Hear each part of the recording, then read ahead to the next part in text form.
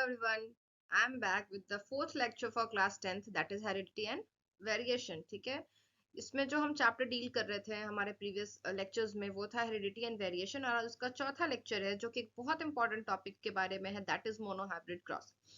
बात करते हैं मोनोहाइब्रिड क्रॉस की, तो इस क्रॉस में जो है क्या क्या हमको पढ़ना है और क्या क्या कंक्लूड करेंगे हम, इन सारी चीजों पे भी बात होगी। और मोनोहाइब्रिड क्रॉस एक इंपॉर्टेंट टॉपिक है फॉर बोर्ड एग्जाम। ठीक है, बोर्ड एग्जाम से मोनोहाइब्रिड क्रॉस का क्वेश्चन हमें डिस्कस करने मिलेगा। हम डिस्कस भी करेंगे लेक्चर्स में कि मोनोहाइब्रिड क्रॉस से किस तरह के क्वेश्चंस आते हैं और क्या क्या पॉइंट्स है जो हमें अपने दिमाग में रखने, क्या एक्सपेक्ट कर सकते हैं हम इस मोनोहाइब्रिड क्रॉस के थ्रू आउट द क्रॉस। हम क्या चीजें हैं जो हम रख सकते हैं और उसको हम रिवाइज करके एग्जाम में जा सकते हैं। ठीक है, so moving ahead, the first thing इसमें इस पूरे लेक्चर में जो है ना, हम लोग सिर्फ और सिर्फ क्या डिस्कस करने वाले हैं, हम लोग सिर्फ और सिर्फ डिस्कस करने वाले हैं मोनोहाइब्रिड क्रॉस।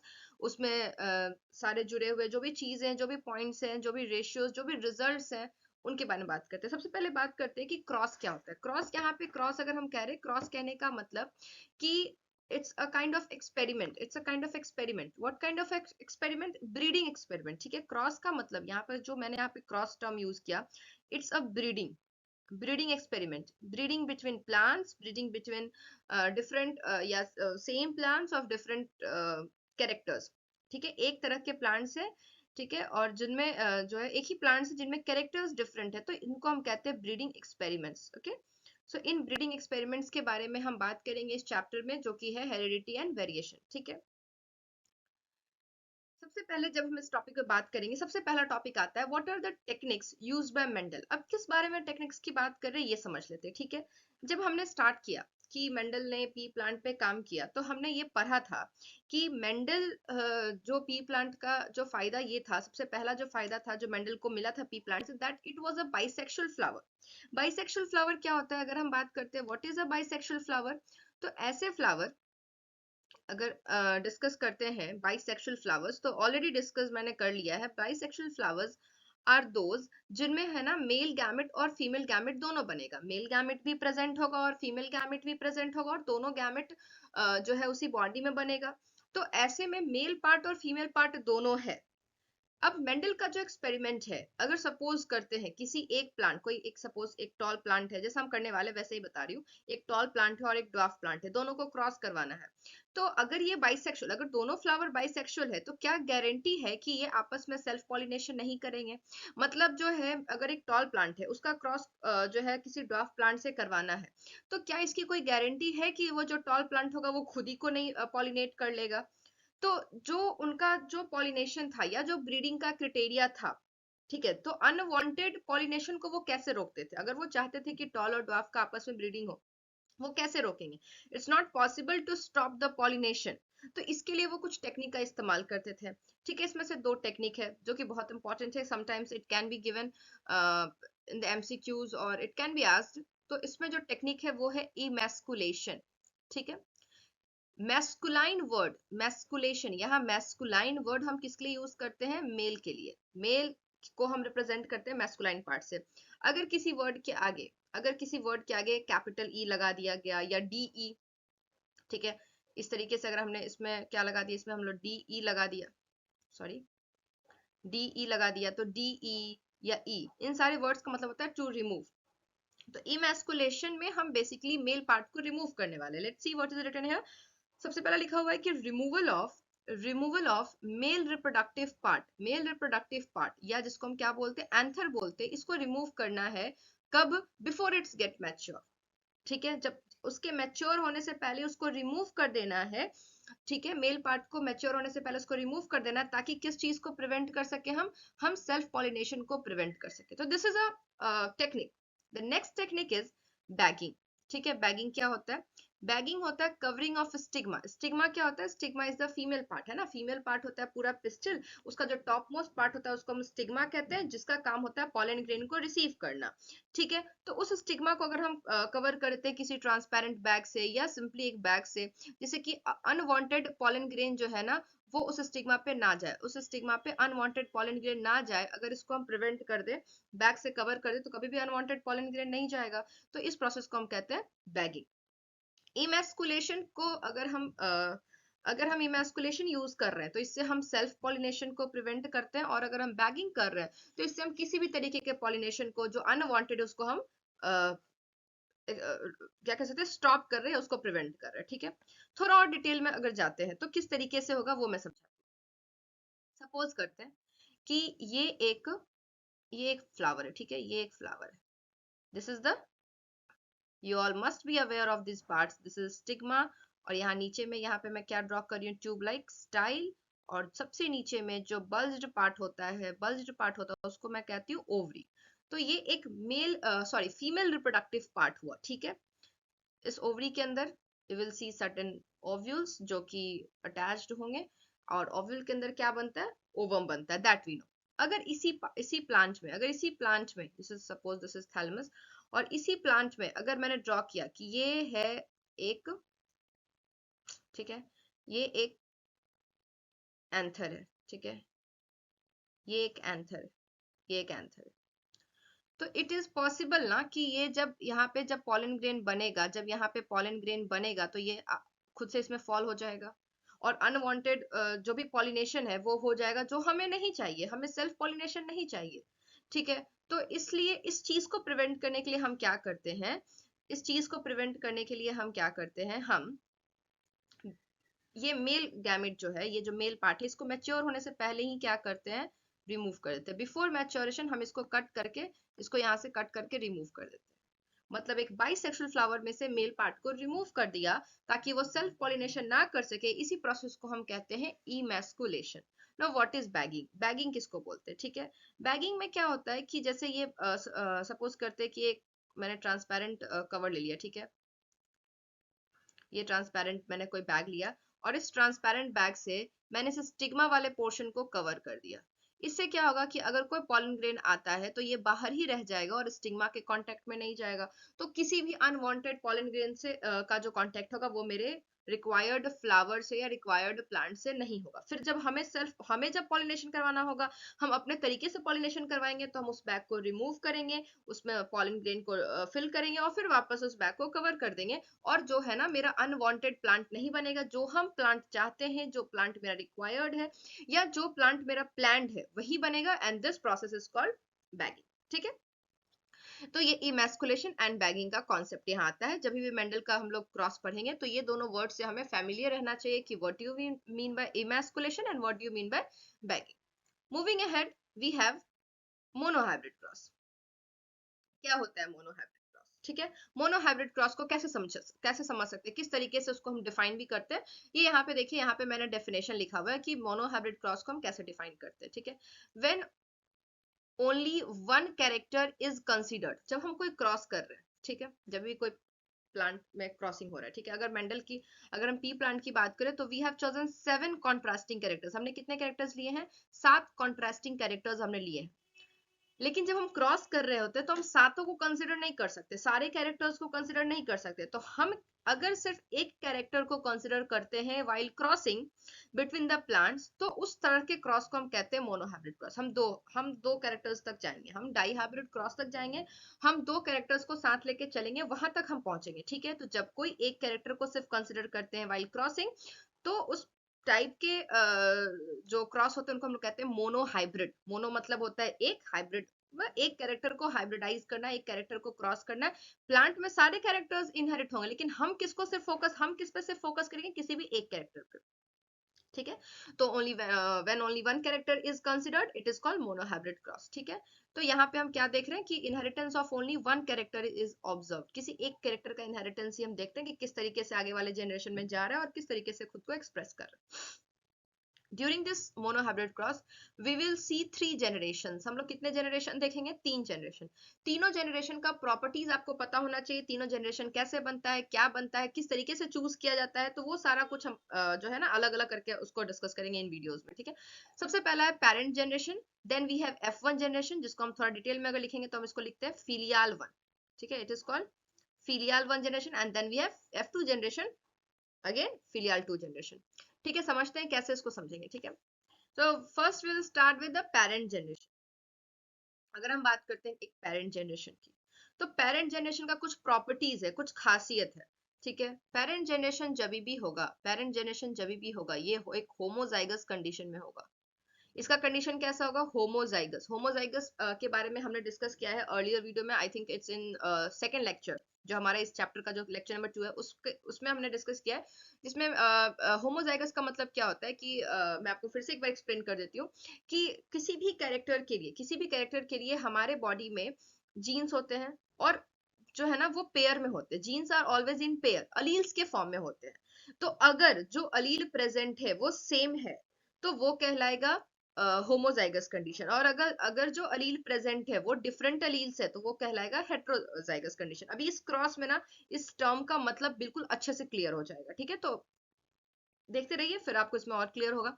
तो ये होमोजाइगस कंडीशन होता है, ठीक है। और जब भी पेरेंट जनरेशन हम चुनेंगे उसको हमेशा होमोजाइगस मिलेंगे, या इसको हम ऐसा कह सकते हैं थोड़ा सा और इसमें अगर हम इसमें थोड़ा डिटेल में जाएं तो हम ऐसा कह सकते हैं कि प्योर, ये क्या होगा? प्योर होगा, क्योंकि अलील सेम होते हैं, इसीलिए होमोजाइगस कंडीशन को हम प्योर कंडीशन भी कहते हैं।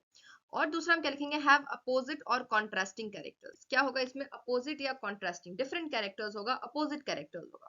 चलो समझते हैं क्या कैसे चूज करेंगे पेरेंट जनरेशन को, ठीक है? तो सपोज करते हैं कि हम कोई मेंडल के साथ पी प्लांट में जो भी 7 कैरेक्टर्स हैं उनमें से कोई एक कैरेक्टर लेके चलते हैं जो कि सबसे फेमस है, सबसे ज्यादा बार पूछा जाता है, मोस्ट ऑफ द क्वेश्चंस में आपको यही मिलेगा, that is which character, which that is plant height. कौन सा कैरेक्टर होगा? वो होगा प्लांट हाइट, ठीक है। प्लांट हाइट एक कैरेक्टर हो गया, ठीक है। अब इस प्लांट हाइट में आपको पता है कि दो तरीके के ट्रेट है, दिस इज द कैरेक्टर, तो इसमें दो तरीके के ट्रेट है।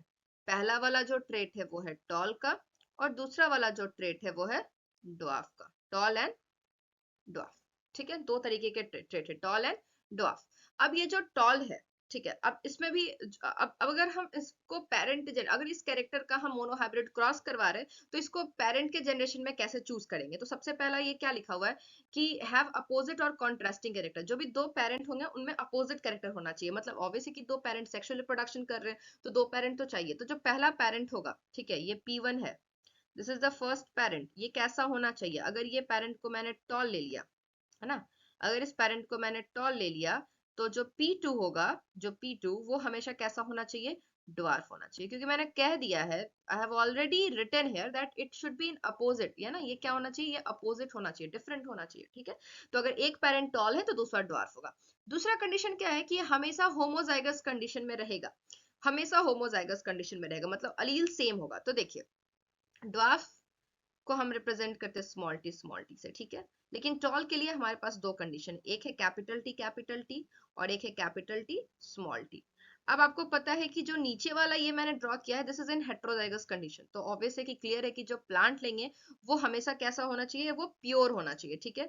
तो वो कैसा होगा? वो प्योर होगा, this will be the pure plant, this will be the pure plant. तो हमेशा, तो इसका मतलब है कि अगर एक पेरेंट टॉल है तो इसमें जो अलील होगा वो कुछ इस टाइप का होगा, और ये जो ड्वार्फ है उसमें जो अलील होगा वो कुछ इस टाइप का होगा, और ये मेरा पेरेंट जनरेशन तैयार हो गया। अब हम इसके बीच में करवाएंगे क्रॉस, मतलब रिप्रोडक्शन होगा इसमें, इसका क्रॉसिंग करवाएंगे, तो इसी को हम कहते हैं पेरेंट जनरेशन, ठीक है। अब ये मोनो हाइब्रिड क्रॉस का पहला जनरेशन है, किसी भी क्रॉस का पहला जनरेशन है पेरेंट जनरेशन, जिसमें कि जो भी दो पेरेंट होंगे उनका कैरेक्टर्स बिल्कुल अपोजिट होना चाहिए और होमोजाइगस कंडीशन में होना चाहिए, ठीक है। इस क्रॉस को थोड़ा सा हम लोग आगे बढ़ करके देखते हैं, ठीक है। सपोज करते हैं कि ये एक टॉल प्लांट है, ठीक है, इसका क्रॉस करवाना है हमको ड्वार्फ प्लांट से, ठीक है। और ये कौन सा जनरेशन है? This is the P generation, मतलब पेरेंट जनरेशन, ठीक है। इसमें हमारे पास जो अलील है वो है कैपिटल टी, और यहाँ पे जो अलील है वो है small T, capital T and small T, ठीक है। तो इस तरीके से ये बन गया। अब इसमें हम लोग क्या कहेंगे ना, अब इसमें हम क्या करेंगे, इसका गैमेट्स बनाएंगे, ठीक है। ऑब्वियसली कि प्लांट होगा तो गैमेट्स के मैंने क्या बताया था कि गैमेट्स जब भी बनेंगे तो अलील्स पेयर्स में नहीं होंगे बल्कि अनपेयर्ड अलील्स होगा। तो देखिए, जब गैमेट बनता है, सिंपल सा एकदम से कॉन्सेप्ट ये रखना है कि जब गैमेट बनेगा तो दोनों अलील इक्वली सेपरेट हो जाएगा, और यहाँ पे ना दो गैमेट बनेगा, ठीक है। गैमेट तो एक ही तरह का बनेगा लेकिन दो गैमेट यहाँ मैं बना रही हूँ, गैमेट्स अलील सेपरेट हो गए, कैपिटल टी जो साथ साथ था वो अलग अलग हो गया, और नीचे वाला जो बन गया ये क्या बन गया? ये बन गया गैमेट, ठीक है। फिर यहाँ पे भी गैमेट बनेगा, स्मॉल टी और स्मॉल टी, ये भी गैमेट बन गया। अब इन गैमेट्स को हमको क्या करना है, मिलाना है, देखना है कि अगर अगर हम क्या देखेंगे, हम वो सारे पॉसिबल ऑर्गेनिज्म देखेंगे जहां पे जब ये वाला गैमेट और ये वाला गैमेट, इन दोनों गैमेट्स के साथ अलग अलग तरीके से अलग अलग कॉम्बिनेशन क्या बन सकता है। तो जब भी हम अलग कॉम्बिनेशन की बात करेंगे, हम यहाँ पे पनेट स्क्वायर ड्रॉ करेंगे। पनेट स्क्वायर क्या है? Punnett square is a kind of table which is developed by RC Punnett. RC Punnett नाम के जो साइंटिस्ट थे, आरसी पनेट नाम के जो एक मैथमेटिशियन बोल सकते हैं, उन्होंने ये पनेट स्क्वायर ड्रॉ करवाया था और ये पनेट स्क्वायर का यूज करेंगे हम। ठीक है, तो यहाँ पे अगर मैं मेल गैमेट इधर लिखूंगी तो मैं फीमेल गैमेट को नीचे के साइड लिखूंगी। अगर मैं सपोज कर लेती हूँ कि टॉल प्लांट के मैंने मेल गैमेट को लिया है और ड्वार्फ प्लांट के मैंने फीमेल गैमेट को लिया, तो मैं यहाँ पे गैमेट्स लिखूंगी। तो what is the gamete in male? This is the symbol, ये मेल का सिंबल है और ये वाला जो सिंबल है ये फीमेल का सिंबल है। ठीक है, तो टॉल में हमारे पास क्या गैमेट बना? हमारे पास टॉल में एक बना, जो मेल गैमेट है वो एक कैपिटल टी और दूसरा वाला भी कैपिटल टी। तो हम यहाँ पे एक कैपिटल टी का कॉलम बना लेंगे और यहाँ पे भी एक कैपिटल टी का कॉलम बना लेंगे। In case of dwarf we have small T and small T, तो यहाँ पे हम क्या करेंगे, हम एक स्मॉल टी का रो बना लेंगे और फिर एक और स्मॉल टी का रो बना लेंगे and then we will fill it. Fill कैसे करना होता है कि आप इस पे आइए और इसके कॉलम और इसके रो को चेक कीजिए, तो there will be a capital T and small T. फिर यहाँ पे एक कैपिटल टी और एक स्मॉल टी, कैपिटल हमने यहाँ से ले रहा है और स्मॉल हमने यहाँ से लेना है। फिर यहाँ पे कैपिटल टी और स्मॉल टी, कैपिटल मैंने यहाँ से लिया और स्मॉल मैंने यहाँ से लिया। फिर यहाँ पे कैपिटल टी और स्मॉल टी, कैपिटल यहाँ से लेना है और स्मॉल यहाँ से लेना है। ठीक है, तो ये पूरा का पूरा प्लांट बन गया। अब हमें पता है कि जो कैपिटल टी होता है, जो कैपिटल होता है वो डोमिनेंट होता है और वो खुद को हमेशा एक्सप्रेस करेगा। तो capital T will be expressed, तो जहां भी कैपिटल टी होगा प्लांट कैसा बनेगा? टॉल बनेगा। तो हम क्या देख पा रहे हैं? हम देख पा रहे हैं यहाँ पे, ठीक है, हम क्या देख रहे हैं, यहाँ पे भी एक कैपिटल टी है, ठीक है, यहाँ पे भी एक कैपिटल टी है, यहाँ पे भी एक कैपिटल टी है और यहाँ पे भी एक कैपिटल टी है। तो सारा का सारा क्या हो जाएगा? ऑल टॉल, सबका सब क्या हो जाएगा? टॉल हो जाएगा। यानी कि जब पेरेंट जनरेशन मिला, प्योर पेरेंट जनरेशन जब हमने फॉर्म किया, प्योर प्लांट के साथ हमने पेरेंट जनरेशन फॉर्म किया, उनमें जब क्रॉसिंग हुई तो अगला जो जनरेशन बना, ये अच्छा, ये जो जनरेशन है इसको हम क्या बोलेंगे? इसको हम इसी को हम F1 जनरेशन बोलेंगे। क्या बोलेंगे? F1 generation. तो हमने क्या देखा कि सारा का सारा प्लांट टॉल निकला, कोई भी प्लांट ड्वार्फ नहीं था, सबका सब टॉल था। और हमने ये भी देखा कि इसमें से आप देखिए जो भी प्लांट है, क्या किन्हीं के पास सेम टाइप के अलील्स हैं? क्या किन्हीं के पास होमोजाइगस कंडीशन है अलील्स का? नहीं। तो ये F1 जनरेशन है। F1 जनरेशन का सारा प्लांट टॉल होता है। अगर और थोड़ा सा हम इसको टेक्निकली बोले तो टॉल कैसा कैरेक्टर है? अगर हम प्लांट हाइट की बात करें, प्लांट हाइट में दो ट्रेट है, टॉल एंड ड्वार्फ। तो टॉल कैसा ट्रेट है? डोमिनेंट और रिसेसिव। तो हम इसको कहेंगे ये डोमिनेंट ट्रेट है। तो हम ये कह सकते हैं कि जो F1 जनरेशन होता है उसका जो भी प्लांट बनेगा वो ऑलवेज डोमिनेंट होगा। और always in which condition? Always in heterozygous condition, हमेशा डोमिनेंट होगा। क्योंकि देखिए सारा प्लांट कैसा निकला, सारा प्लांट सबका सब टॉल निकला और ये जो प्लांट है वो कैसा निकला? ये हेट्रोजाइगस निकला। ठीक है, थोड़ा सा और क्लियर करते हैं इस पे। अब इसके बाद वाला भी जनरेशन हम देखेंगे। F1 तक तो देखा, अब F2 भी देखेंगे। ठीक है, moving ahead we have F1 generation. थोड़ा सा F1 जनरेशन के बारे में बात कर लेते हैं। F1 जनरेशन का properties, what are the properties of F1 generation? तो it will be in heterozygous condition, ये डोमिनेंट स्टेट में होगा और इसके सेल्फिंग से क्या प्रोड्यूस होगा? इसके सेल्फिंग से F2 प्रोड्यूस होगा। क्या क्या लिखा मैंने? हेट्रोजाइगस कंडीशन, मतलब एक अलील डोमिनेंट वाला होगा, एक अलील रिसेसिव वाला होगा और मिला के होगा। और डोमिनेंट और रिसेसिव अलील जब साथ रहते हैं तो कौन सा कैरेक्टर खुद को एक्सप्रेस करता है?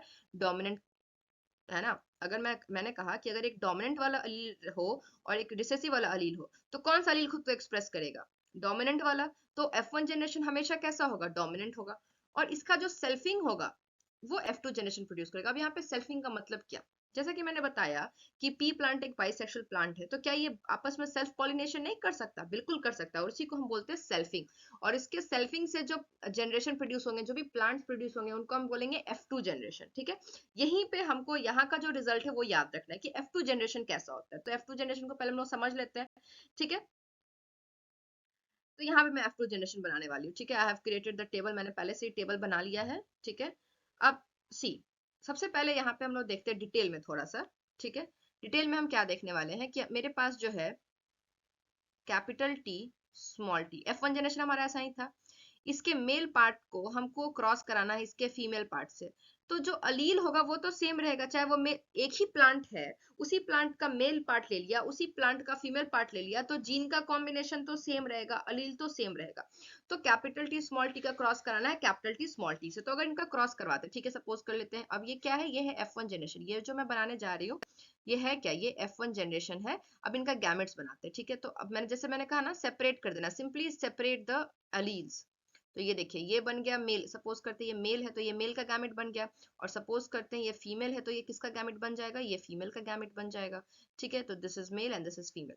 अब क्या करना है, अब इन गैमेट्स, ये क्या है, ये गैमेट्स है, दीज आर गैमेट्स, मैं लिख ही देती हूँ, ठीक है। ये गैमेट्स आपको इस तरीके से क्रॉस पूरा का पूरा अपनी कॉपी में बना लेना। ये क्रॉस आपको याद रखना बहुत जरूरी है, एक सीक्वेंस में, एक डिटेल्ड सीक्वेंस में आपको ये क्रॉस बनाना बहुत जरूरी है, जिसका नोट्स भी मैं अपलोड कर दूंगी। इस चैप्टर का एक प्रिंटेड नोट्स जो है ना पीडीएफ फॉर्म में मैं अपलोड कर दूंगी अपने जब ये चैप्टर खत्म होगा, या मे भी अगले वीडियो के लिंक पे मैं जरूर अपलोड कर दूंगी, ठीक है। तो आप वहां से उसको निकाल सकते हैं, ठीक है। ऐसे तो इस स्लाइड में भी आपको सारा नोट्स जो है वो मिल जाएगा, आप वहां से भी प्रिपेयर कर सकते हैं, नो इश्यूज। तो ये गैमेट्स हो गया, ठीक है। अब इन गैमेट्स की बात करते हैं, ठीक है, इन गैमेट्स की बात करते हैं, बहुत ध्यान से देखेंगे। तो यहाँ पे अब जैसे मैंने कहा था ये पनेट स्क्वायर, यहाँ पे मैंने क्या दिखाया, पनेट स्क्वायर, और ये पनेट स्क्वायर में क्या रिप्रेजेंट होने वाला है, इसमें रिप्रेजेंट होगा F2 जनरेशन, ठीक है। तो यहाँ पे मैं इस तरीके से ड्रॉ करती हूँ, इस तरीके से मैंने पार्टीशन दिया, this will be for male gamete, यहाँ मेल गैमेट होगा, और ये वाला जो नीचे वाला पोर्शन होगा वो फीमेल गैमेट के लिए होगा, ठीक है। यहाँ पे फीमेल गैमेट के लिए होगा। चलते हैं, मेल गैमेट में we have capital T and small T, तो यहाँ लिख देंगे कैपिटल टी और यहाँ लिख देंगे स्मॉल टी। और फीमेल गैमेट में भी हमारे पास क्या है, एक कैपिटल है और एक स्मॉल है, तो यहाँ भी हम क्या लिखेंगे, कैपिटल एंड स्मॉल। अब इसको फिल करते हैं, तो फिल करने का वही तरीका है, एक मेल से और एक फीमेल से गैमेट उठा लेते हैं, तो कैपिटल एंड कैपिटल, यहाँ पे क्या होगा, कैपिटल एंड स्मॉल, यहाँ पे क्या होगा, कैपिटल एंड स्मॉल, और यहाँ पे क्या होगा, स्मॉल एंड स्मॉल। अब ये जो है ना, ये F2 जनरेशन है, और यही का रिजल्ट, इसी का रिजल्ट आपको जो है ना वो याद रखना है, इसी को हमको समझना है, और यही से क्वेश्चन आएगा कि F2 जनरेशन में हमने क्या देखा। F2 में हमने ये देखा कि, अच्छा पहले अगर हम बात करते हैं अलील्स को देख के इसके प्लांट को, ये प्लांट कैसा होगा, दोनों कैपिटल कैपिटल है तो ये प्लांट टॉल होगा, ये भी कैपिटल है तो टॉल प्लांट होगा। एक भी कैपिटल अगर अलील मिल गया तो प्लांट कैसा होने वाला है, डोमिनेंट, ठीक है। तो यहाँ भी कैपिटल है तो ये प्लांट कैसा होगा, टॉल होगा। लेकिन क्या यहाँ पे एक भी कैपिटल टी है, अगर यहाँ पे एक भी कैपिटल टी नहीं है तो ये प्लांट कैसा होगा, ये प्लांट हो जाएगा ड्वार्फ। अब यहाँ पे मेंडल का एक प्रॉब्लम सॉल्व ये हुआ कि मेंडल ने F1 पेरेंट जनरेशन में एक डोमिनेंट, एक टॉल प्लांट लिया था, एक ड्वार्फ प्लांट लिया था, और पूरा एक जनरेशन बीत गया, मतलब F1 जनरेशन आ गया, लेकिन वो ड्वार्फ प्लांट कभी भी एक्सप्रेस नहीं हुआ। तो मेंडल को इस बात का वो था कि क्योरी था कि आखिर वो ड्वार्फ प्लांट कहाँ गया, या वो ड्वार्फ कैरेक्टर कहीं छुप तो नहीं गया। तो यहाँ पे मेंडल ने क्या किया कि क्रॉस टू, मतलब दोबारा से क्रॉस करवाया F1 का, तो F2 जनरेशन में उनको वो ड्वार्फ प्लांट देखने मिल गया, ठीक है। तो हमने क्या देखा, हमने देखा कि अगर टोटल 4 प्लांट बनते हैं, दिस इज द पॉसिबिलिटी, ये जो मैं यहाँ पे ड्रॉ करती हूँ पॉसिबिलिटी है। तो अगर टोटल 4 प्लांट बनते हैं, तो जिसमें से मैंने टॉल प्लांट कितने देखे, मैंने टॉल प्लांट देखे टोटल 3, और ड्वार्फ प्लांट मुझे मिला 1। और ये रेशियो आपको याद रखना है कि 4 में 3 प्लांट ड्वार्फ है, मतलब 100 में आपको 75 टॉल प्लांट मिलेंगे, मतलब 75% plants in a cross will be tall and 25% plant will be dwarf. अब इस पे क्वेश्चंस आपको बहुत सारे सैंपल पेपर्स में मिल जाएंगे, बहुत सारे सैंपल पेपर्स अवेलेबल है मार्केट में, आप उसको खरीदिए और इस क्वेश्चंस को बनाइए। सेम ये जो रिजल्ट हमारा आया है, इसी रिजल्ट पे क्वेश्चन है, ठीक है। नेक्स्ट वीडियो में मैं एक क्वेश्चन डिस्कस करूंगी, ठीक है, बहुत ही अच्छा सा कोई क्वेश्चंस मैं पिक करूंगी किसी भी सैंपल पेपर से, एक या दो मैं क्वेश्चन जरूर डील करूंगी मोनो हाइब्रिड क्रॉस का। तो आप इस क्रॉस को अच्छे से समझ लीजिएगा और उसको फिर पढ़ के आइएगा, ठीक है। अगर थोड़ा सा हम इस रिजल्ट को, जो भी रिजल्ट निकला, जो आउटकम निकला, उसको एक अच्छे सीक्वेंस में अगर हम लिखना चाहें तो किस तरीके से लिख सकते हैं, let's see. This is F2 generation. F2 generation में जो है ना, हमने प्रोबेबिलिटी टोटल कितने प्लांट मिले, अगर मैं यहाँ पे एक और चीज लिख देती हूँ, ठीक है। टोटल आउटकम, आउटकम लिखते हैं, तो आउटकम कितने प्लांट्स का था, आउटकम वाज ऑफ 4 प्लांट्स, ठीक है। तो अब रिजल्ट में हमें क्या देखने मिला, ठीक है। रिजल्ट में हमें देखने मिला कि फिनोटिपिक क्लास, क्लास मतलब कितना फिनोटाइप, क्लासिफाई कर देंगे। जैसे मैंने कहा कि अगर मुझे जो है ना बच्चों के फिनोटाइप पे मैंने number of girls and number of boys के बेसिस पे डिवाइड कर दिया, तो 2 ग्रुप बनेगा ना, एक गर्ल्स का और एक बॉयज का। बिल्कुल वैसे ही मैंने 2 ग्रुप बनाया, एक टॉल प्लांट का और एक ड्वार्फ प्लांट का, उसी को मैंने फिनोटिपिक क्लास बोल दिया। तो कितना क्लास बना, 2 क्लास बना, एक टॉल और एक ड्वार्फ, ठीक है, तो दो क्लास है, तो टॉल एंड ड्वार्फ। और फिनोटिपिक रेशियो क्या निकला, टॉल इज टू ड्वार्फ का रेशियो क्या निकला, 3:1। ये बहुत इंपॉर्टेंट डेटा है, ये एमसीक्यू में आपको पूछेगा। आपसे टॉल एंड ड्वार्फ मैंने यहाँ पे लिखा, लेकिन आपसे डोमिनेंट इज टू रिसेसिव भी पूछ सकता है। हो सकता है कि क्वेश्चन दे दे कि डोमिनेंट इज टू रिसेसिव, ठीक है, क्या रेशियो निकलता है इन F2 जनरेशन, मेंडल के F2 जनरेशन में डोमिनेंट इज टू रिसेसिव का क्या निकलता है रेशियो। तो आपको लिखना होगा 3:, आपको क्या लिखना होगा, आपको लिखना होगा 3:1। जो टॉल और ड्वार्फ का, टॉल इज डोमिनेंट, तो जो हर क्रॉस तुम सातों कैरेक्टर में से कुछ भी लेके चलते हो, तो डोमिनेंट विल बी ऑलवेज 75% और रिसेसिव विल बी ऑलवेज 25%। तो ये रेशियो याद रखना। जीनोटिपिक क्लास में हमको तीन अलग अलग कैटेगरी मिला, एक तो कैपिटल टी का था, एक कैपिटल टी का था, और एक स्मॉल टी का था, ठीक है। तो कैपिटल टी टोटल एक था, स्मॉल टी कैपिटल टी दो था, और स्मॉल स्मॉल वाला कैटेगरी एक था। तो इसका रेशियो क्या बनता है, 1:2:1। ये भी बहुत बहुत बहुत इंपॉर्टेंट रेशियो है, जिसपे मैं क्वेश्चन करवाऊंगी तो आपको पता चलेगा कि इन रेशियोज को फिलहाल कैसे मतलब उसको कैसे यूज करेंगे एग्जाम में। फिलहाल आपको क्या करना है, इन रेशियोज को याद कर लेना है। जीनोटिपिक रेशियो, फिनोटिपिक रेशियो, 3:1, 1:2:2, 1:2:1 क्या है नहीं है, डोमिनेंट इज टू रिसेसिव क्या आएगा, ठीक है, capital T is to capital T is to small small क्या आएगा। तो ये रेशियो बहुत इंपॉर्टेंट है, उसको आपको एज इट इज याद करना है। जो मैंने अभी रिजल्ट लिखा है उसको आपको एज इट इज याद करना है, बट इनका एप्लीकेशन भी मैं आपको सिखाऊंगी, याद करके करना क्या है और एग्जाम में किस तरीके से यूज करना है वो भी मैं आपको अगले वाले लेक्चर में अपने सिखाऊंगी। तब तक के लिए आप इस लेक्चर को बहुत ध्यान से देखिए। कोई पार्ट अगर छूट जाता है, अगर आपको लगता है इसमें और एक्सप्लेनेशन की जरूरत है, प्लीज कमेंट बिलो, मैं फिर वहां पे दोबारा से एक्सप्लेन करूंगी। आप इसका नोट्स प्रिपेयर कीजिए, आपको स्लाइड में इसका नोट्स जो जो मैंने स्लाइड में कंटेंट दिया वो काफी है, उस इस नोट्स के लिए, है ना, इस टॉपिक के लिए जो कंटेंट मैंने दिया वो काफी है। अब इस मोनोहाइब्रिड क्रॉस से कुछ रेशियोज निकला। मेंडल ने क्या कंक्लूड किया, मेंडल ने कंक्लूड किया कुछ लॉज, मैं उन लॉज पे भी बात करूंगी, लेकिन पहले इस क्रॉस का जो क्वेश्चंस आता है, जो न्यूमेरिकल टाइप का क्वेश्चन आता है, वो भी मैं अगले लेक्चर्स में सॉल्व करूंगी और लॉज पे भी बात करूंगी, ठीक है। तब तक के लिए आप लेक्चर देखिए, उसको शेयर कीजिए, सब्सक्राइब कीजिए, कोई डाउट रह जाता है प्लीज कमेंट बिलो, और मिलते हैं अगले लेक्चर में, तब तक के लिए बाय बाय।